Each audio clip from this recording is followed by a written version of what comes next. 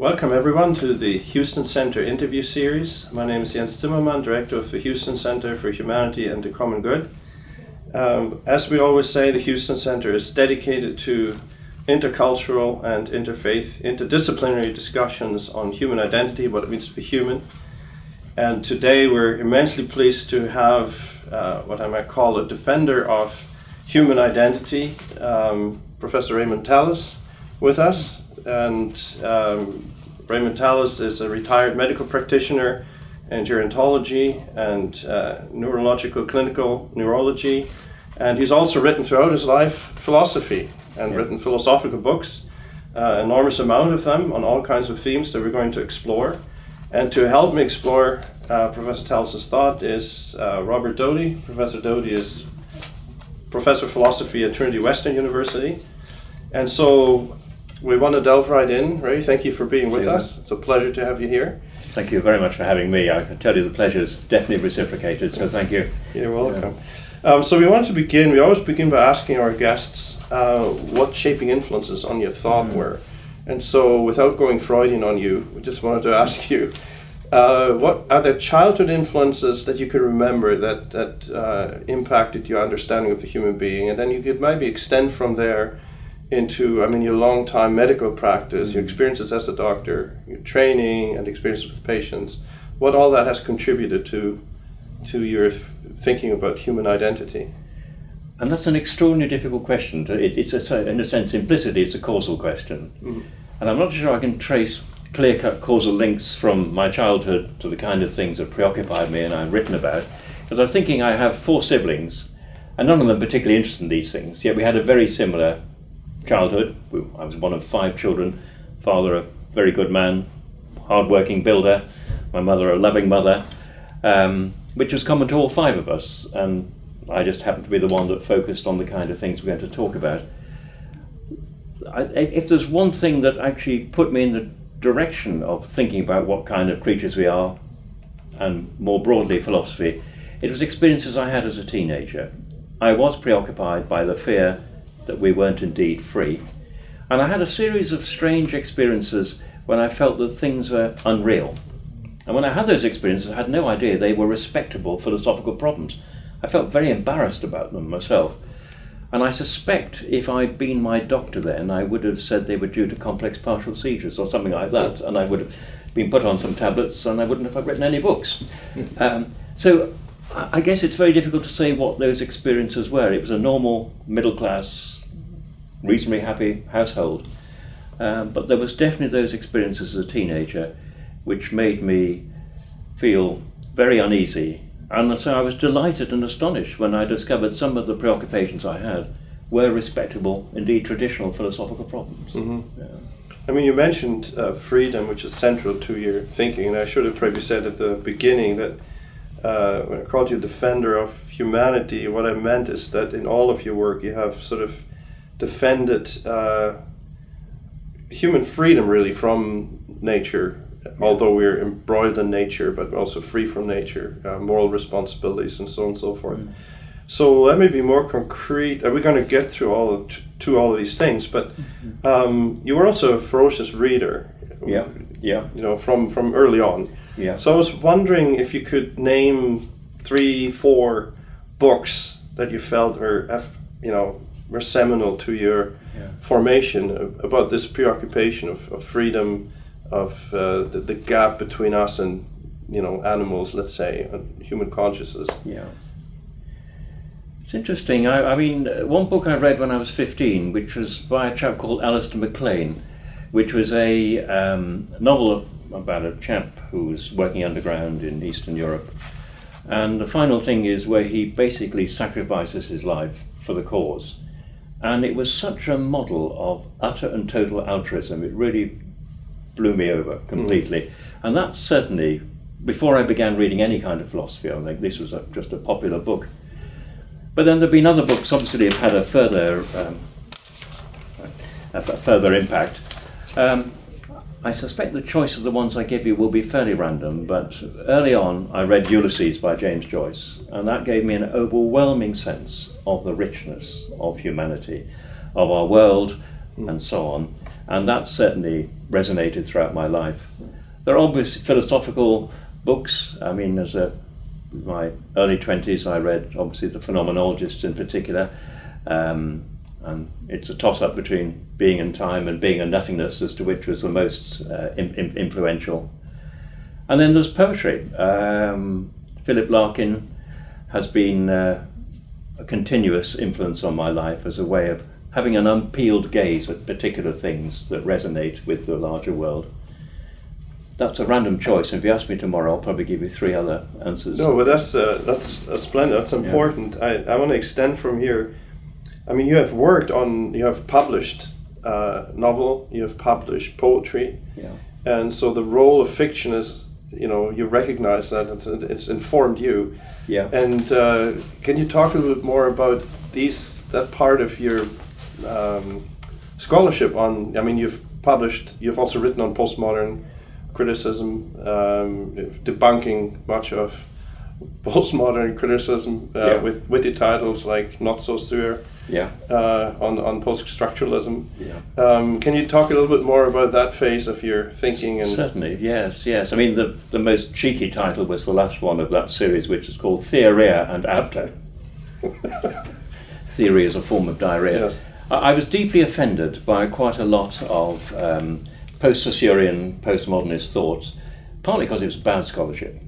Some of it was awful, bad philosophy. Some of it was actually bad linguistics, confusion between the signifier and the sign and so on and so forth. But behind my concern was a worry that in many of these writers, such as Derrida, Lacan, and so on, there was a tendency to marginalize the conscious human subject. Mm-hmm. We were all dissolved in some larger thing, and I felt that this was untrue to human beings. And curiously, although he's the least offensive of all the sort of postmodern writers, Roland Barthes, pretty good essayist, wrote a famous essay called The Death of the Author. Mm-hmm. So even authors were somehow not the conscious source of what they wrote. They were simply conduits through which language, culture, generalities flowed, and I found that quite offensive. So I wasted nearly a decade writing books critical of post-Saussurean literary theory, postmodernism, and so on. I should have waited for it to die away, really. Yeah. To die away, let me segue to the university and the role of the humanities in the university. I mean, obviously you felt that the postmodern, that sort of segment within the humanities was destroying what the humanities actually are trying to do by means of literature and philosophy and reading texts and appropriating a tradition critically and so on. What is it that you think the humanities ought to do? What it's died away, you say. I'm not saying the humanities are totally healthy now, what is the purpose of the humanities and university? What should we be driving at? I mean, there won't be a single answer to something that's so broad spread and it means different things to different people. But I suppose it must be enlarging consciousness, of course, making one more self-aware, giving one a historical depth, otherwise you'd live in your own little time slice and so on, and extending your empathy to places which you wouldn't normally in the interactions of daily life extend one's empathy to. Mm-hmm. And also, in addition, respect for scholarship, the kind of discipline. I'm not suggesting that the ultimate end of humanities is to be, the law of diminishing footnotes and so on, but I do think that is the discipline of humanities, but the joy as well. Yeah. Would you say that it is also means, when we talk about the role of tradition, and we might later come to this, you talk about our shared intentionality or shared minds, a community of minds, which has the ability to freeze insights, as it were, and pass them on through literature, and that participation in that is part of what the humanities are about. That's spot on, as far as I'm concerned. Absolutely, it is. And to extend one's own individual mind wider and wider into the community of minds of which one is often only unconsciously a part. Yeah. I'll pass it on to you. Yeah, okay. Sticking with the theme of books, I'd just like to hear what you have to say about what you think is your most important book. I know there are a couple on the stove cooking right now, but of those that you've written, let's say. Oh, thank you. I mean, I like the phrase most important. I mean, it'd be nice to know that any of them was important at all, but let's take your generous presupposition that they're important and they can be ranked as importance. I have to say the most important book, if there is one, is always the one I'm currently writing. You know, so that's the one that's utterly preoccupied me, and the rest have become slightly passé as a result. But looking back, I mean, I think Enemies of Hope, published towards the end of the 90s, which was partly my last sort of spat with postmodernism, but also a defence of those of us who believe we could make life better for the generality of people, as opposed to a more pessimism which many people took comfort in. So Enemies of Hope, I guess, it depends on the genre as well. Certainly Aping Mankind would be another book that I suppose I'd like to be defined by. But then there are different genres, and the one that I published in 2015 called The Black Mirror, in which I look at life from the standpoint of death. As if I'm pressing my nose to the window, and inside the room is my life, just absolutely rejoicing on the incredible richness, multiplicity of ordinary life, you know, an ordinary Wednesday, what you can unpack from that. I guess that would, I'd like to think that is important as well. It is a celebration of life from the standpoint of death.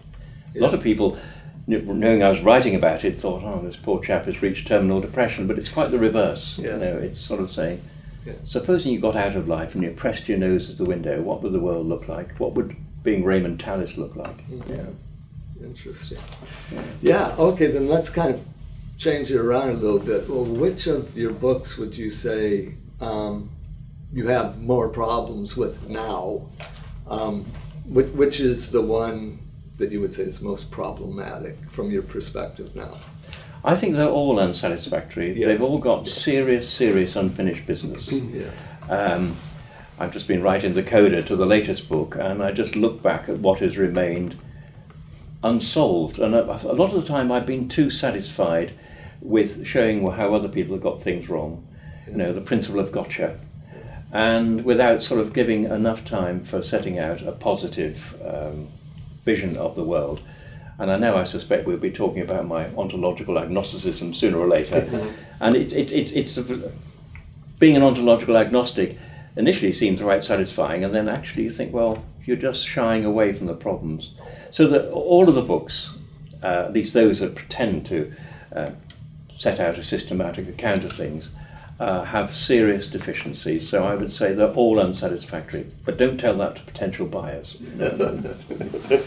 But then you're not so agnostic about some of the reductionistic accounts of what it means to be human. And we want to move toward that, maybe first in the area of evolution and cognitive science. And here you've identified the enemy, if you can use these terms, basically as materialism. Things get reduced down to materiality. So you criticize evolutionary scientific theories because they reduce human beings to their component parts. And you use two terms that I keep chuckling about neuromania and Darwinitis. Can you say a little bit more about these two rather provocative but somewhat helpful terms, I think? Well, thank you. I mean, you can see I'm a medic, and so neuromania is a pathological form of neuroscience. Neuroscience good, neuromania bad. And Darwinitis is an inflamed state of Darwinism. And actually it's got even more radical since I published Aping Mankind, writers like Donald Hoffman and so on. So what's my problem with neuromania? It basically says not just that the brain is a necessary condition for being a human being, and of course it is, chop my head off and I'm, you know, not evidently human anymore, but that it is actually a sufficient condition, and that we are identified with our brains as a result. As if you want to understand humans better, you peer more deeply into the intracranial darkness. And what's worse, you then have all sorts of disciplines that seem to pretend to base themselves on neuroscience. And that's where my desire to protect the humanities clicks in. So I have a great anger with neurotheology, the idea of the God spot, that our vision of God is due to activity in, let's say, the parietal lobe or the temporal lobe. Neurocritical theory. I mean, I had a friend, really nice bloke, and he got the bug of neuromania. He was a professor of English, and he was particularly interested in what he called the surprise that happened in great writing. He wrote a book called Surprising Shakespeare, and it was a very good book. But he got to the point where he thought he could understand this, that when you have a surprise, then a certain neural pattern emerges. And so he looked at, for example, a line from Coriolanus in which a particular mode of writing is used, so-called functional shift, when a noun is used as a verb. So he looks at this sentence, he godded me, God being a noun, godded being a verb, and he then, with colleagues from neuroscience, exposed subjects to this stimulus of this line, and you found that this particular wave bounced up. And he thought that was an explanation of why we got such pleasure out of Shakespeare. Well, you don't get pleasure out of Shakespeare out of a single line, a single trick. There's much more to Shakespeare than that. But more to the point, you can get that particular curve or that particular wave by accidentally stepping in dog dirt, because that gives you a surprise as well. So there was an example of neurocritical theory. Neurolaw, likewise, potentially dangerous. There are examples, of course, where people's bad behavior seems to be related to neurological damage happening or something like that. But to suggest that we could then, on the basis of that, make decisions about responsibility, etc., seemed to me to be not only going too far, but quite dangerous. Yeah. Maybe at this point, I would be interested in hearing your opinion on, we're often so at awe, and we're being taught to be at awe with certain scientific developments. In this case, magnetic imaging, resonance imaging. Mm-hmm. And I know that you actually say this is also a great achievement. Yeah. But what are its limitations, and what goods are being sold as if it, what does it actually do, and what can it not do? What does cognitive science claims or wishes it could do, which it actually cannot do? Can you maybe say a little bit about that? Yes. I mean, first of all, I'm pro-science, but anti-scientism. Mm. And thank you, science, for all the technologies made our life longer, more comfortable, even more fun, and so on, possibly. So I have no problem with science, and it'd be bonkers to have problems with science. And also the predictive power of science is absolutely astonishing. So again, that's great.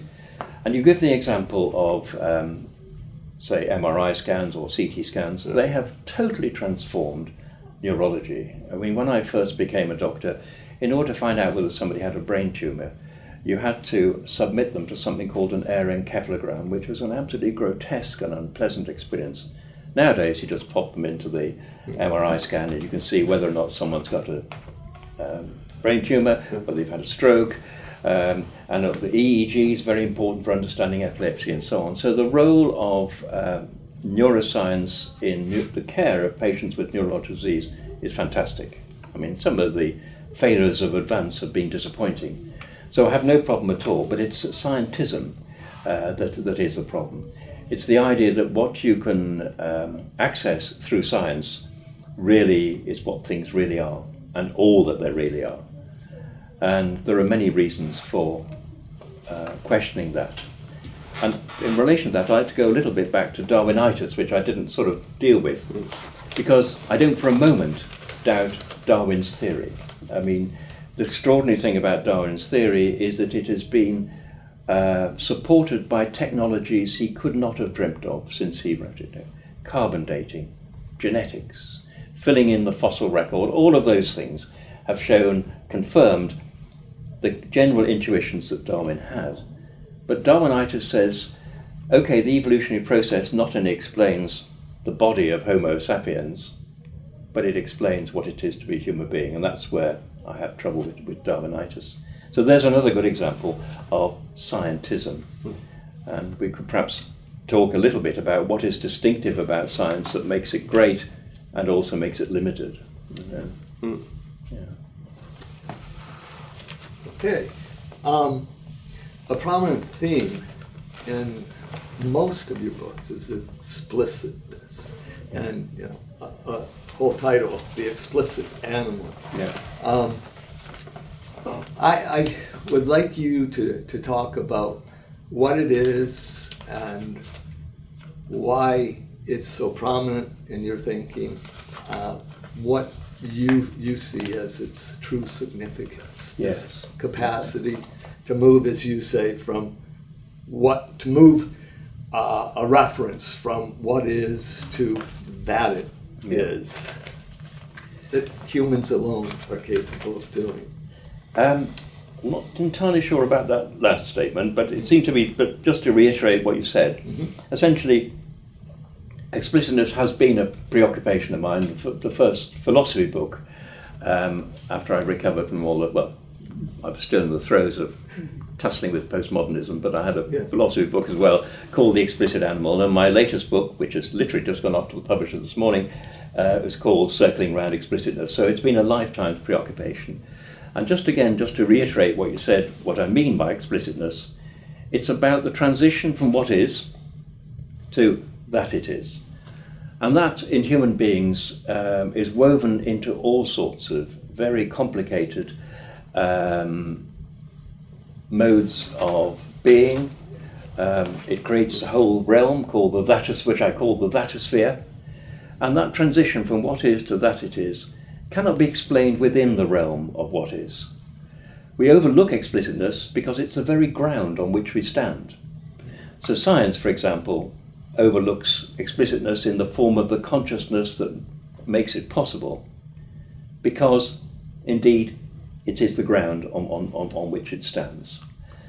I think you can think of explicitness as layered, and I think it probably is. The capacity to make things explicit is present in other organisms. How far down, one doesn't know, but there's certainly quite a significantly many-layered explicitness in our nearest primate kin. They certainly have sentience, they have sensations, tingles and so on. They certainly have perceptions. Whether they have perceptions of objects that they are aware of being different from their perceptions, objects in the weighty sense, as philosophers would call it, is not very clear. But then we have many other layers beyond that, we human beings, ultimately ending up in world pictures and in natural sciences and social sciences and so on. But that transition from what is to that it is something that is developed in human beings more than in any other entity in the world. So we can end up by doing cheeky things like putting the universe into inverted commas. Yeah. Well, could you give me an example of a non-human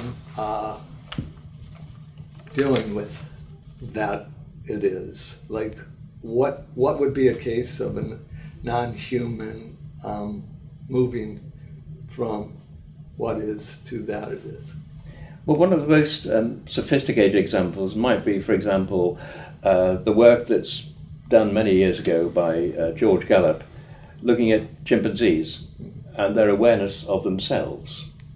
And the famous experiment he did is he took a chimpanzee, put it to sleep and put some lipstick on its forehead, and then popped the chimpanzee in front of the mirror, so when it woke up, it started trying to wipe the lipstick off its forehead. So it had a sense that it was this thing.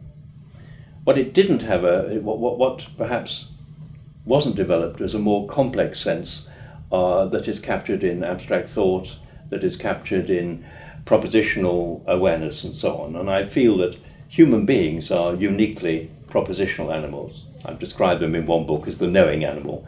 That is where we have factual knowledge. Yeah. Okay, that's an interesting example. I'll pass on to you then. Well, I was just thinking about that. So, would you be okay with the term, like other philosophers around human identity would say, that human beings have a particular ability at objectifying and abstracting, from nature in a way that looks, even as you say, the cosmos as a whole or the world as a whole over against which, and then do that also with with other human beings, that you recognize them as another whole world in itself, separate from the world that is facing me. So this kind of facing objectification in that sense, that's something that is unique to human beings. Absolutely. I mean, there's lots of things packed in there. Yeah. I mean, at a pretty homely level, there is my sense of facing the world, of being other than what is around me, explicitly other. So I have a sense that object, that rucksack on the floor, is actually an object that exists in itself and will still exist when I close my eyes or leave the room or whatever. These are what Peter Strawson would describe as objects in the weighty sense. And it's quite interesting work done amongst ethologists as to what extent animals have this sense. But then we go beyond that, to have a sense of a world, okay, beyond the horizon of our perception, that is out there, beyond and so on. Mm-hmm. There's our ability to classify what's in front of us, so the what becomes subject to being an instance of a kind, a token instance. And that behind that lies propositional awareness, and particularly the form of propositional awareness that describes, as it were, ascribes predicates to things. And then we end up, of course, with the free-floating explicitness of thought. So I can be happily wool-gathering, I can be sitting in a chair here thinking about Paris or whatever. So you can see it's many-layered. Mm-hmm. Would you say that that's also then linked to, I mean, since we are those that can in that sense transcend the very nature in which we share and are embroiled in, to a degree that we can actually make the kind of choices in a freedom that an instinctually driven animal may not have, that we're therefore also morally accountable? Does that hang together? It most certainly does, I agree. And I mean, in The Knowing Animal, I talk about us as the uncoupled animal, because we are both engaged with, interacting with our world, but are distant from it. So I'm aware of that rucksack, but in addition, I am consciously at a distance from them. There is, a spatial outside, but there's a different kind of outside. It's the outside of a subject relating to an object.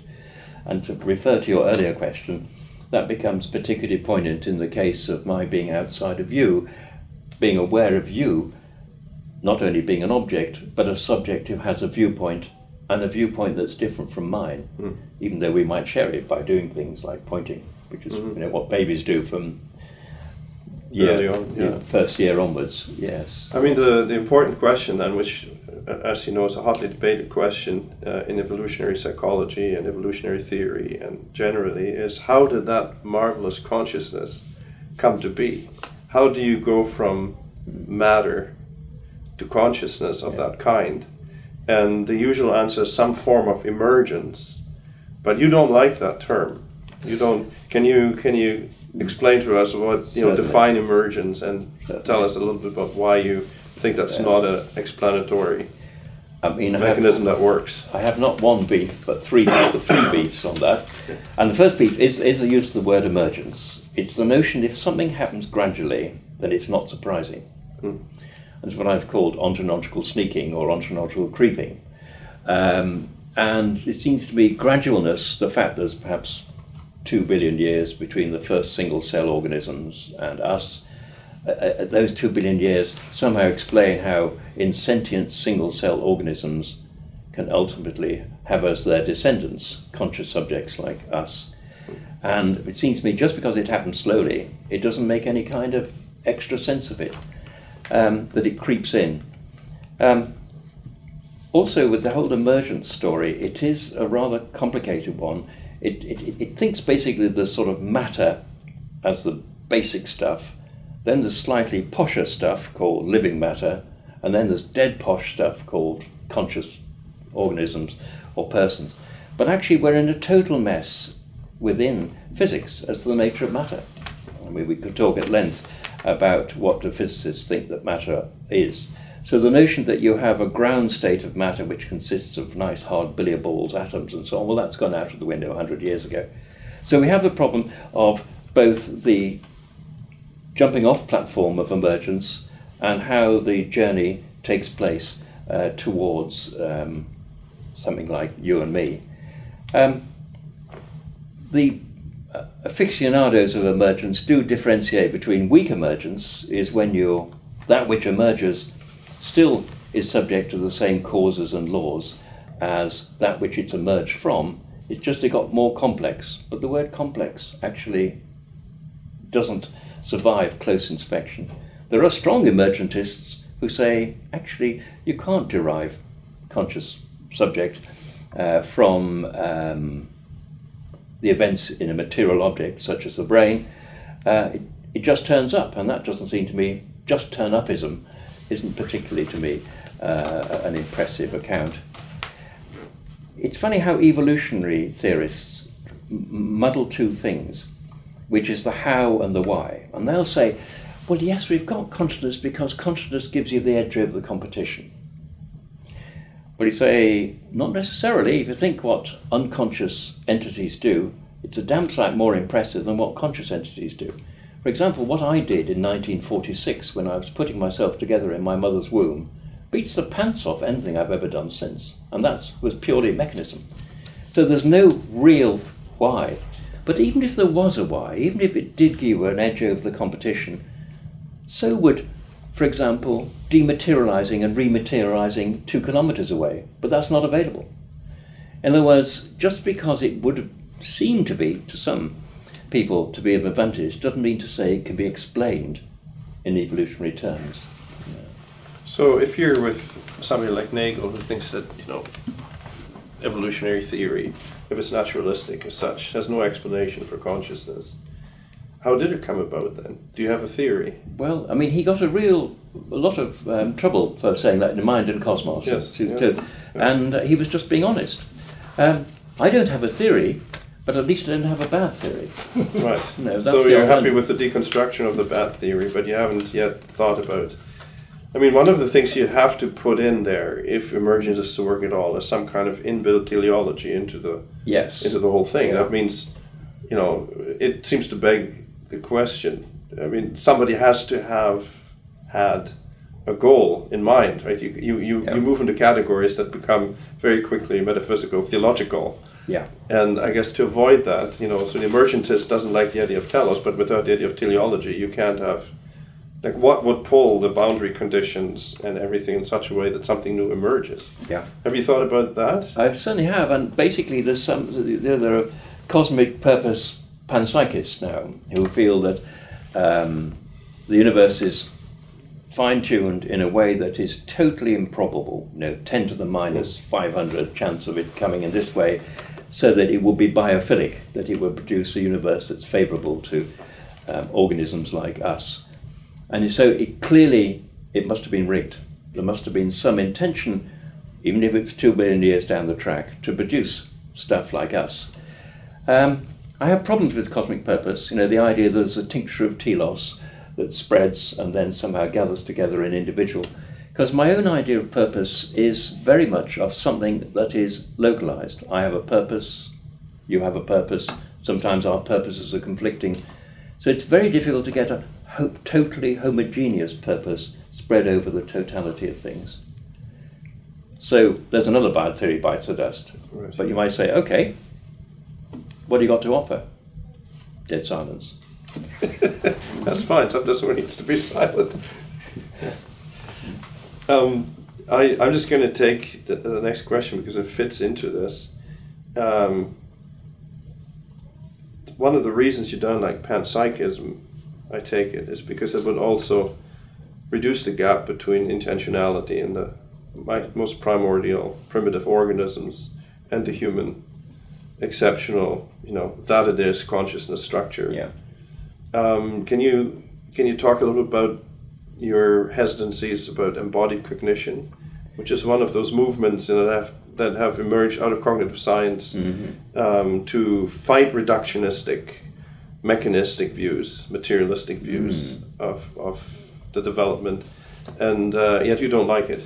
I don't like it, but perhaps we could touch briefly on panpsychism. Sure. I mean, there are two sorts of problems with panpsychism. One is the argument for panpsychism, and the other is what you do with an image of the universe as being universally conscious. So the argument of panpsychism is quite an interesting one. It says essentially our science doesn't show what things are, it only shows what they do, how things interact. So we only see things from the outside, so we can never know what's truly intrinsic. But there's one object we know from the inside, that's our brains. And it so happens our brains are conscious. Oh, so now we've nipped round the back sneakily and discovered what it is intrinsic to matter, which is consciousness. And we can now extrapolate from the fact that our brain, the one object we know from within, is conscious. We can now extrapolate that from the whole of the universe, which seems like a bit of a leap to me. And of course, it still leaves the question unclear as to why the consciousness of the brain is evident, whereas the consciousness of the rest of the world is not. How did I am this stuff? Which then brings us to the question of if we are actually going to be serious panpsychists, then we have to embrace the claim that electrons are conscious. What are they conscious of? Are they conscious of themselves? Are they conscious of the next door atom? In other words, do they have a consciousness of? Yeah. Even tingles still have a sort of inchoate intentionality. And its intentionality is clearly missing in the consciousness that an electron has. So that's the big problem with panpsychism. There are other problems, the combination problem. You know, if you believe that electrons are conscious, how do they all add up to produce the consciousness of someone like you and Bob? And the other is the decombination problem, because some panpsychists have said, actually, there's only one single consciousness that's throughout the world. This is cosmopsychism. And then you've got to pull it apart into the consciousness of Bob and the consciousness of Jens and the consciousness of me. So it's a theory that survived being exposed as severely flawed. It's doing extraordinarily well, which is very, very unusual.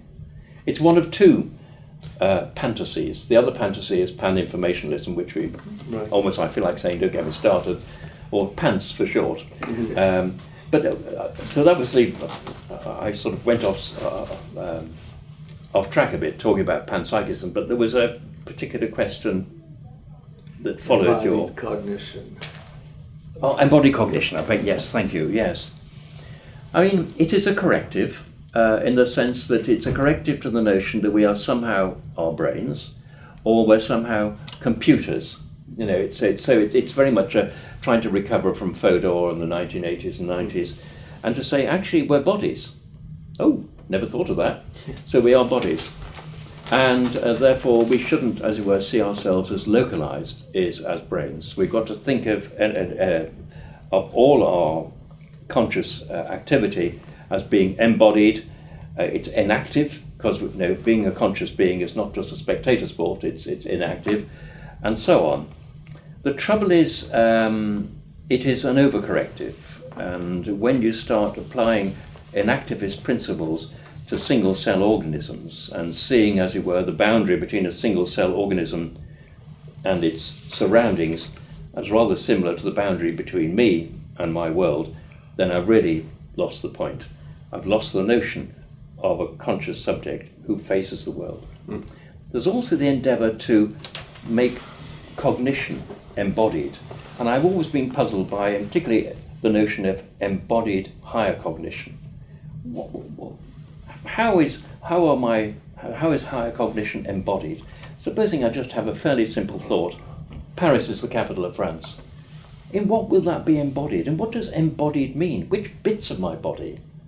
And, we all know what our bodies contains, and not many of them seem to correspond to the notion that Paris is the capital of France.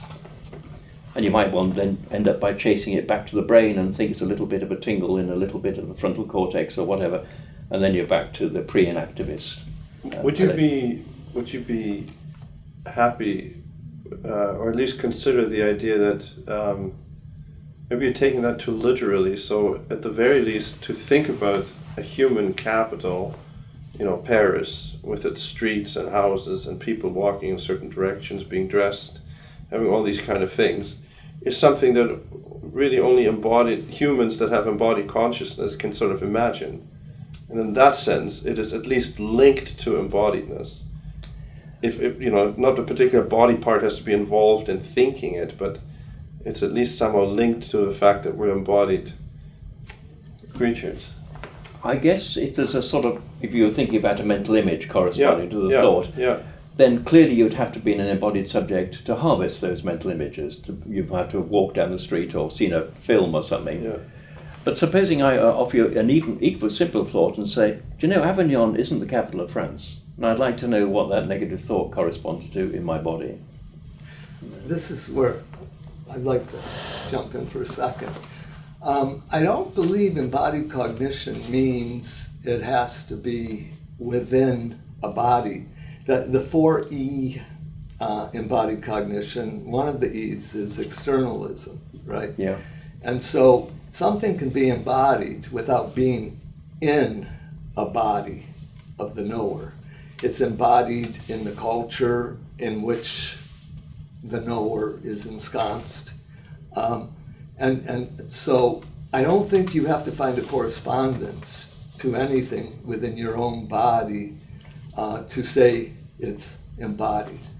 But then it seems to me then we've lost the notion of embodied, because embodied in the culture, already we've moved away from bodies altogether, haven't we? No, we're practices, physical practices, institutions, these all support your cognitive activities concerning Paris. All of those, I would agree, are relevant, but they don't seem to be terribly fleshly.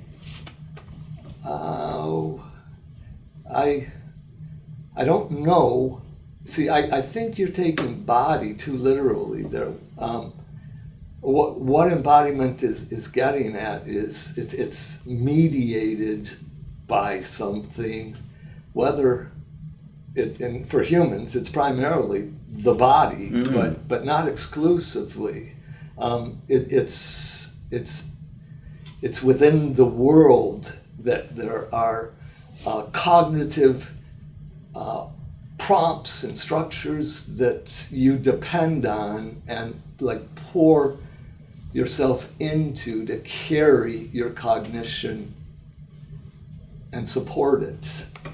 And that is a dimension of it, the extended mind notion, for example. Right. And the famous example of the original paper written by Chalmers and Andy, my mind's gone blank.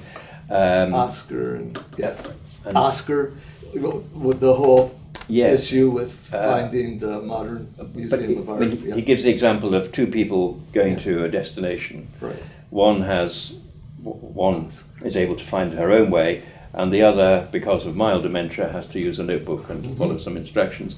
And they argue that this shows that the mind is extended into things. And I would say not really, because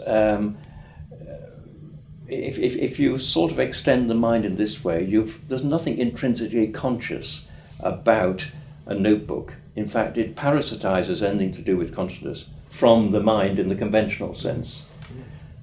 I suppose all the traction the notion of embodiment gets, it seems to me, comes from a literal mindedness. When you acknowledge, yes, we're not spectators, yes, the world is something we interact with physically, but it doesn't seem to address those problems of higher cognition, of explicitness. Now, to stay on the topic of explicitness, I want to move to the philosophical topic of language. Yeah. So, to what extent is explicitness language dependent? I know you like Heidegger. You've been you're not a Heideggerian, but you've learned from Heidegger. Yeah. And so Heidegger's famous statement, Sprache ist das Haus des Seins, so language the house of being. Yeah. Gadamer is a similar expression, being that can be expressed as language. Heidegger liked sometimes to say provocatively, language speaks us. Yeah. How do you see language as a role within explicitness that helps us to say, go from what it is to that it is, and actually pass on interpretations of that it is, conceptual interpretations and so on? I mean, as to both language as the house of being and language speaks us, I want to say up to a point, Herr Professor, because there's an awful lot that doesn't capture. Yeah. And I believe explicitness does begin at a very lowly level, at the pre-linguistic level. I think there's an explicit world for an infant, there's an explicit world for animals that don't have language. The level of sensation and perception, and then it expands massively through language. Yeah. Mm-hmm. That's what I call the vatosphere. Is ascribing explicitness to an infant a way in which they can piggyback on adult explicitness? In other words, raising of the child, training the child, you are creating explicit discriminations for the child. Does that mean that they are made by the child if they behave in conformity to those individuations that are explicit, that you've made explicit? I think it's a cooperative, dialectic, circular process. I mean, the thing that strikes one very poignantly is seeing babies pointing endlessly at things. You take a baby out for a walk in a pram, and it's sort of baby-splaining all the way, isn't it? Yeah. Not mansplaining, but baby-splaining. They're pointing endlessly. And that clearly is a sense of, it's aware of what's out there at the level of sensation, but it's aware that you might too be aware of it, and that you also are aware of its finger, and so on. And then you can attach words to what they're pointing at. So I say doggy, and she says doggy, and so on. So it's a very complex process. So obviously the baby does acquire a lot of she has a crash course in explicitness from the parents or the carers. I mean, to ask the question another way, I guess, is to say, to what extent is thought language dependent? And our insights, that it is, so what it is that. So what you're saying is not deterministic, but it is very much dependent in terms of a language that you learn in order to make things explicit, but you're not absolutely determined by that. Quite. I mean, in order to have a particular token thought, it clearly has to be individuated in some way. So there's no way I could have the thought Paris is the capital of France, linguistically. Yeah. Obviously I can have expectations that are implicit, that I might then unpack as thoughts. I mean, the relationship between thought and language is very complex. I mean, sometimes, as it were, the phenomenology of thought, there's quite a large philosophical literature now, a lot of that phenomenology is rather superfluous and accidental. So I might think that Paris is the capital of France, and think of a man with onions on the back of his, or riding a bike with carrying onions. But that doesn't capture Paris. Paris includes all sorts of other things. But I need those things in order for me to have a particular type of thought. But the phenomenology seems sometimes to get in the way, because of all things you want thoughts to be transitive and transparent. So the relationship between thought and language is incredibly difficult. I mean, poets have argued, haven't they, whether, Shelley argued that language is the mother of thought and so on, whether you can have a thought without having any language. Well, it's difficult to think of you having something that would be identified as an individual thought without language. And many thoughts take the form of predication, Felix the cat is outside. And clearly, without language, you couldn't have predication. But there still is, to return to that topic, I'll let Bob deal with that then, there is a freedom of the language user to use the eyes that you've received through the linguistic cultural tradition to see with, to use them in freedom. I mean, it is utterly liberating. Of course, in thought, we have free-floating explicitness. I'm utterly liberated from where I am.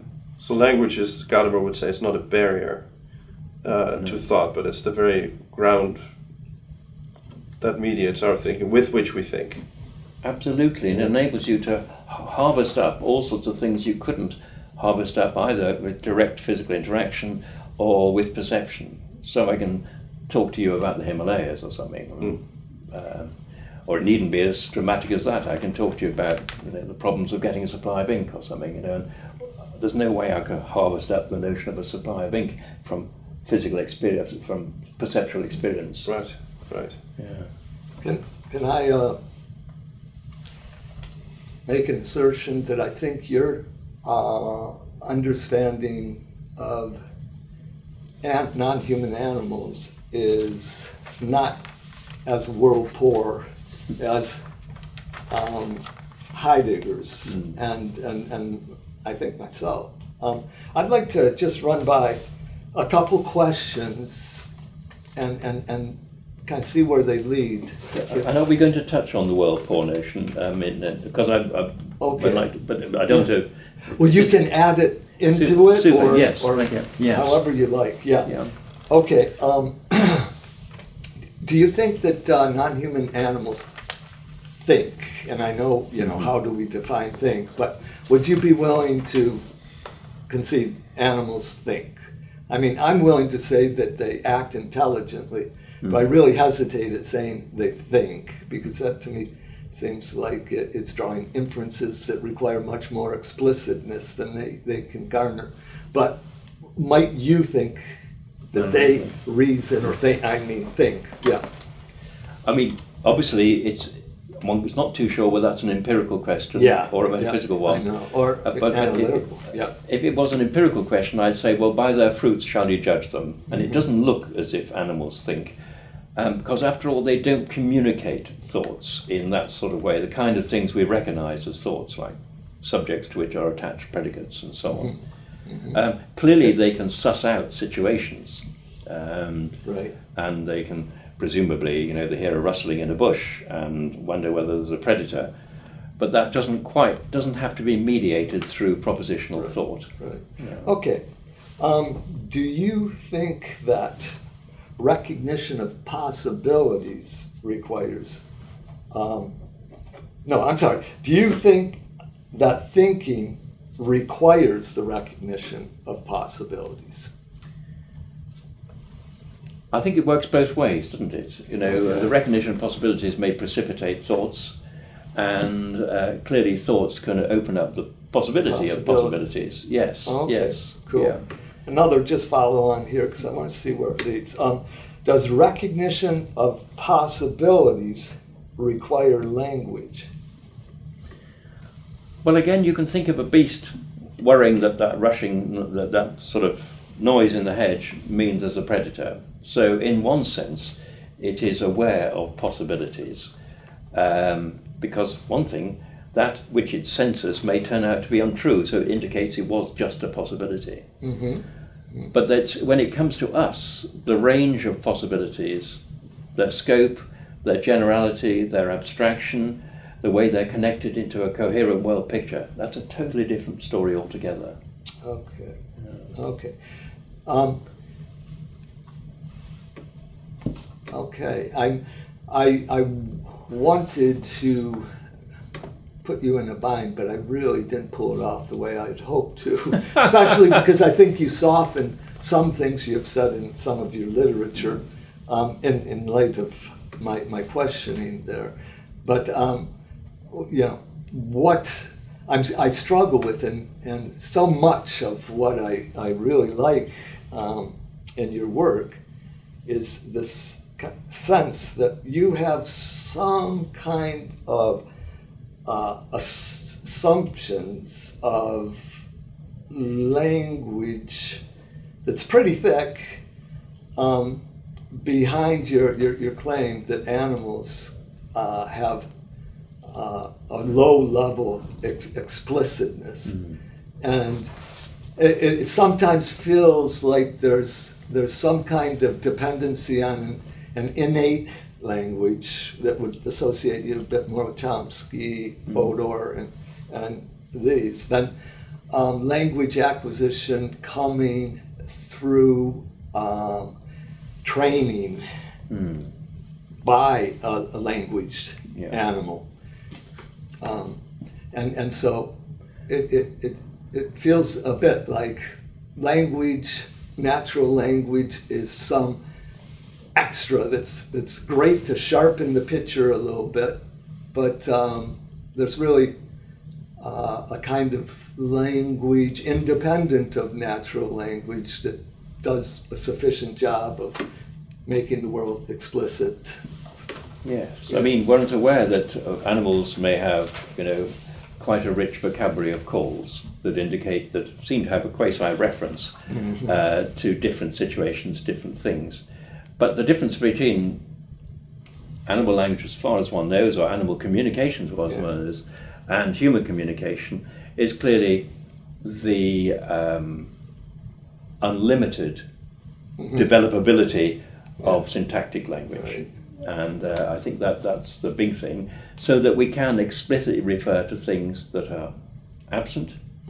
We can argue about whether such and such is the case, whether the cat was black or ginger.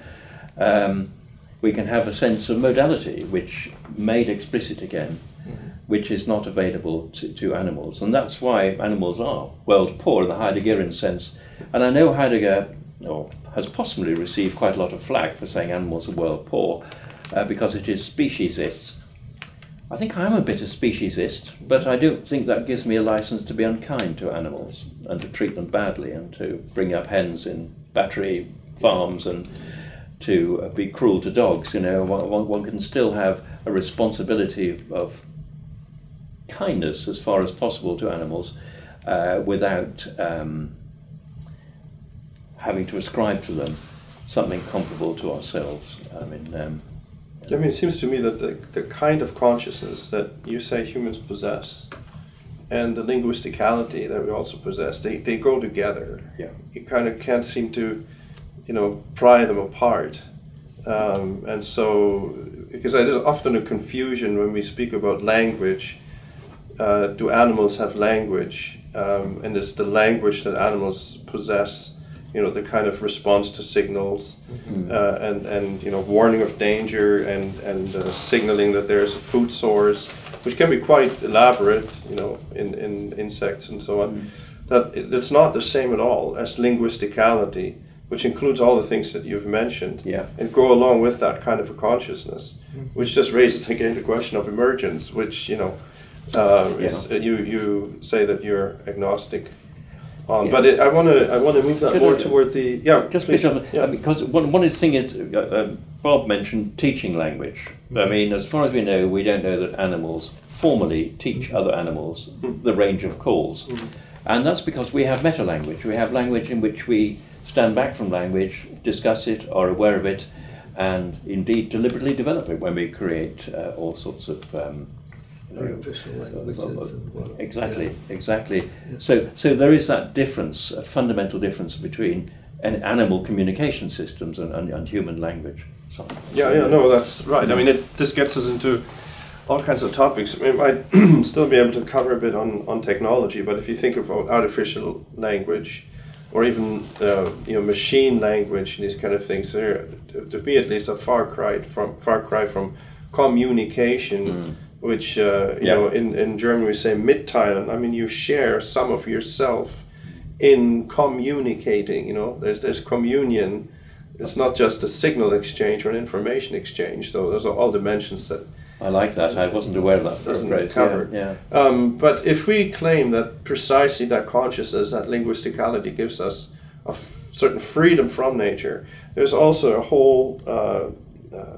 A whole side to the neuroscientism that says that freedom is an illusion, my friend. That freedom does not truly exist. It's an epiphenomenon of material causes and so on and so forth. And you've strongly, central to your work, as you've argued against that. Could you just briefly summarize that argument? Yes. I mean, the case for determinism looks pretty overwhelming, doesn't it? I mean, when you first look at it. And for two important reasons. One is that it appears that the universe unfolds remorselessly along certain patterns, the material world, and we are material objects in that material world. When I raise my hand to vote, it's still a physical event. And even worse, we rely on as it were, what are called the laws of nature in order that our actions, A, should be possible, and B, that they should have the consequences that we anticipate. So it looks like a slam dunk. And then there are those who believe that neuroscience has A, proved that we are our brains, and B, that our brains know what we're up to before we even conceive it ourselves. All of that latter stuff is, I think, being largely discredited. But the first two arguments are pretty powerful. And how does one get around that? Well, one looks critically at the very idea of, for example, laws of nature. And we can also see how we interact with the so-called laws of nature, or nature with its habits, to actually unpack laws of science, and actually explicitly using those laws of science to pursue our own ends. And the most powerful evidence for our freedom, it seems to me, curiously comes from science, which is how we've been able to massively expand our agency over the last perhaps 1,000 years of science, through standing back from the way things unfold and discover how to manipulate them. And then, of course, there is the character of actions themselves, which are nothing like sequences of events seen in the material world.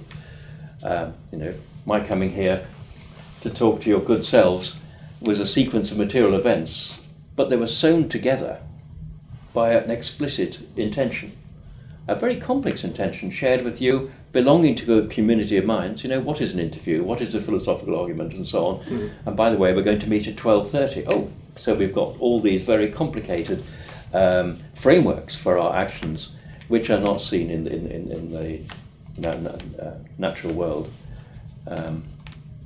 Having said that, I don't believe we have boundless freedom, but I suspect that's something you may want to quiz me about. Yeah, yeah. What are the limitations of freedom? Well, first of all, Raymond Tallis didn't choose to come into being. You know, he didn't sort of put himself. There wasn't a sort of something that said, about time there was Raymond Tallis on this planet. I'll sew myself together in, you know, courtesy of my mother, who is my organic landlady. You know, it doesn't quite happen like that. I just came together, and it was quite a long time before postnatal, before I had a significant degree of freedom. I mean, so an awful lot of me is being given for me to live out, which I haven't chosen. Yeah. I didn't choose to be in the 20th century. I didn't choose to be born in 1946. I didn't choose the culture, the family I was born in, and so on and so forth. Having said that, that's okay, because if I didn't have these givens, I wouldn't have anything to be free about, or free from, or free towards.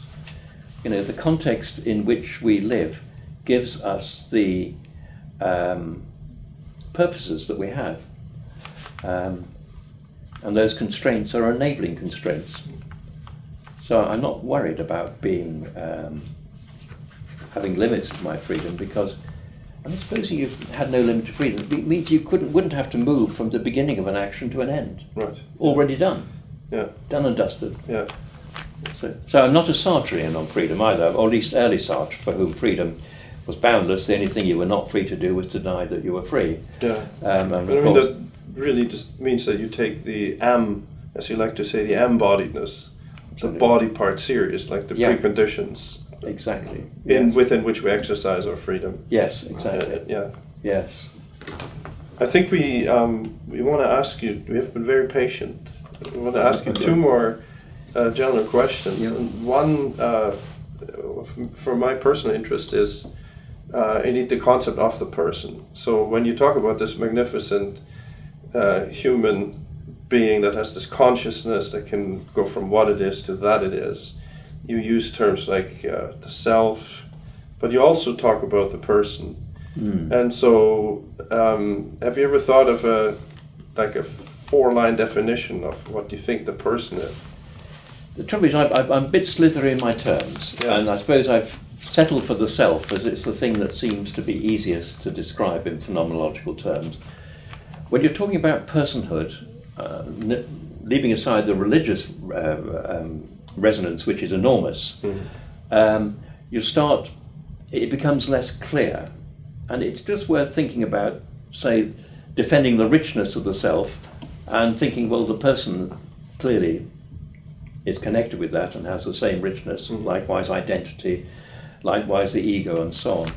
But we have this extraordinary unity at a time, unity over time, transillumination between our successive moments of our life. So we're never really in this moment. For Raymond Tallis to make sense of what's happening at the moment, he has to be drawn on years and years and years of Raymond Tallis. We have a huge depth, temporal depth, in order for things at any moment to make sense to us, the kind of sense they do. And of course we have this external scaffolding of others, the society we live in, our duties and so on, which also sustain and support the self. And I guess all of these are relevant to personhood as well. Yes. So it's probably a bit arbitrary I've settled on the self. Yes, they are. Let me just probe you a little bit more on that, and which is all the things that you've described. Paul Ricoeur, the philosopher, would capture in what he calls the Edom identity. You know, all the things that continue over time, by which I recognize you as Raymond Tallis. Yeah. And then there is the dimension that you yourself, I think, mentioned the other day, which is the one to whom I appeal to keep a promise, or the one to whom I commit to care for you when you get older. I mean, I'm not committing to that, but, but somebody might. But it's that dimension that you cannot separate from the other. Like this dimension we calls the ipsa, really the core self, if you want, which is not to be misunderstood or to be separable from the other, but nonetheless it cannot be reduced to the other. Yeah. And he tries to tease it out in this dimension of being summoned, being called, or relying upon, or I expect of you to keep your promise. You. Exactly. Raymond. You. You know. So what is that you? I mean, you can. It's a mystery in a way, but there is that dimension. I was wondering if to what extent you've thought about that. I think my I or myself internalizes that you. Right. So Mrs. Tallis's awareness of me as you is internalized as part of me, and just as my awareness of her, over our 50-odd years of marriage, is internalized as part of her. The I and the thou seem to me totally inseparable in this in this way, but commitments, responsibilities, enduring love, all of those things are part of the self, and I guess part of the person. I wouldn't necessarily tease them apart or contrast them. I think it all seems to me to be bundled together.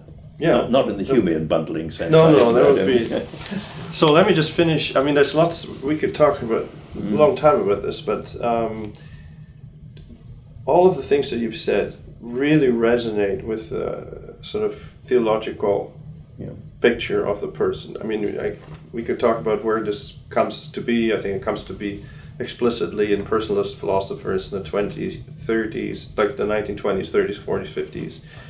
There's a long history about that, but a lot of the things you've said about freedom, about explicitness, about freedom from and freedom for, the kind of dignity we need to, that recognition you talk about, recognizing another as other and so on. Have you thought about these resonances with the theological Judeo-Christian view, I mainly mean, about being made in the image of God? Surely you've come across these things.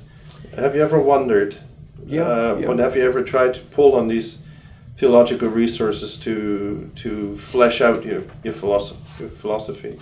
Well, I certainly recognize that the notion of being made in the image of God really respects what I feel curious, strange, wonderful creatures we are. I mean, that is front and center. I suppose my position is that I'm against naturalism, the idea we're just bits of stuff along with other bits of stuff. I haven't quite made the step towards supernaturalism, and so I see ourselves as extranatural. Whether or not suddenly the penny will drop, I don't know.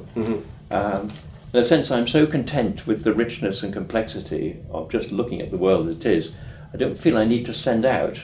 On the other hand, on my deathbed, I might feel differently. Well, shall I run with this? Yeah. Okay, just a question we're both, I think, a little curious about.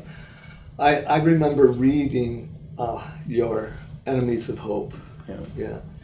And really enjoyed it, but I was surprised about your optimism. About kind of how you were able to be so hopeful, and it's lovely. It's lovely. I just don't have the kinds of internal resources to maintain hope in as robust a sense in you. And one of the things that really drives my hopefulness into darkness is technologies, and I know you have a very positive view. In fact, sometimes I think of you as like floating on the same boat as Steven Pinker, and just about a kind of enlightenment based future hopefulness.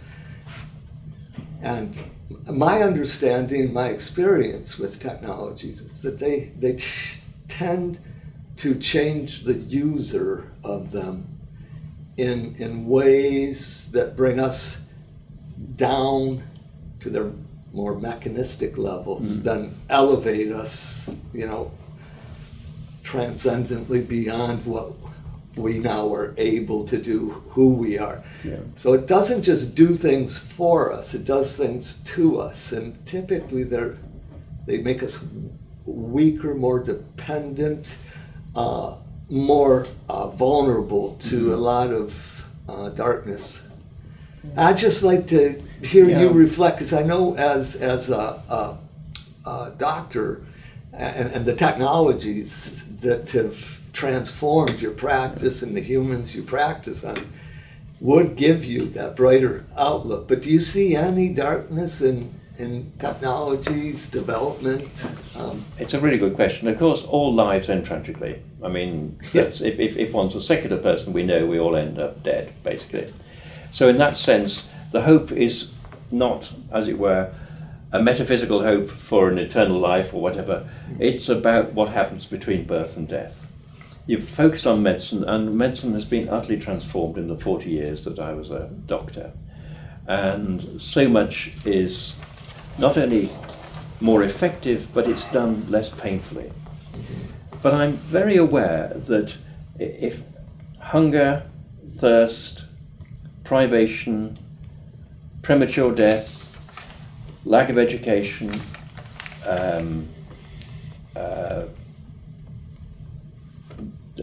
infant mortality and so on, these are utterly consuming. There's no space outside of hunger. When you're hungry, you are just a hungry body. And it just seemed to me that if you look at the data, and they've got better and better at an accelerating rate, even over the last 50 years. I mean, Hans Rosling's Factfulness sets it out beautifully. All of those markers of damaged human life have improved. Now, many of them have taken place in China. I mean, the great, in terms of world statistics, China has contributed most, and there's been a terrible price for that, of course, or at least a price. But I still feel that those basic things, the fact that they're improving, that's grounds for hope. Having said that, there is a tinge of fear as well, and there's two sorts of fear. One is the obvious one of our impact on the planet and whether we'll render the planet uninhabitable. And the other is what technology does to us. But I still feel what technology does to us, even in its most depressing way, is not as awful as what hunger does to us. You know, a whole life being hungry, a whole life of manual labor where even at, by the time you're 35, you've got severe rheumatoid arthritis or osteoarthritis, and you've still got to dig the fields. Labor has become less appalling. So I see the price of technology and also the risks. We now have the power to blow up the planet. We have done so since 1945 and Hiroshima and so on. I still think the gains outweigh the losses. Well, Raymond, over the last 3 days, I think you've proven to me, and in this conversation too, something that I'm paraphrasing from Bonhoeffer. Bonhoeffer once said something like, "I'd rather hang out with an intelligent atheist than with a Christian so trapped in his presuppositions that no proper conversation is possible." So I'm really grateful for your openness, for coming here, speaking with us, and helping us to talk about the human identity and so on. I hope your work continues. And thank you for coming. Thank you, Bob, for joining us in this conversation. And we hope that you can all join us for the next interview. And all I can say is I've absolutely had the time of my life over the since we met last Friday. It's been just fantastic. Never have I had such a sustained conversation with everybody. Yeah. So thank you. Thank you.